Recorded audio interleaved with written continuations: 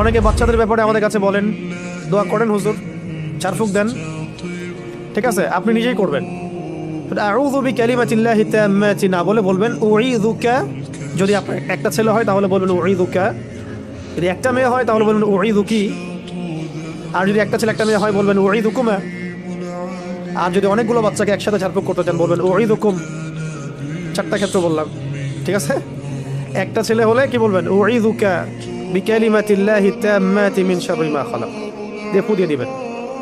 একটা মেয়ে আছে আপনার, একজন মেয়ে আসছে, বলবেন উঈযুকি বিকালিমাতিল্লাহি তাম্মাতি মিন শাররি মা খালাক। একটা ছেলে একটা মেয়ে বসে আছে আপনার, বলুন উঈযুকুমা বিকালিমাতিল্লাহি তাম্মাতি মিন শাররি মা খালাক, ফু দিয়ে দিবেন।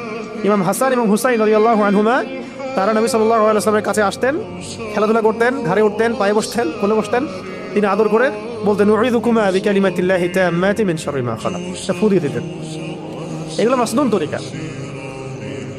এগুলো করলে বাচ্চা দেখবেন যে ভালো আছে, সুস্থ আছে, ভালো আছে, নিরাপদে আছে। আল্লাহ পাক ফেরেশতা দিয়ে হেফাজত করাবেন ইনশাআল্লাহ।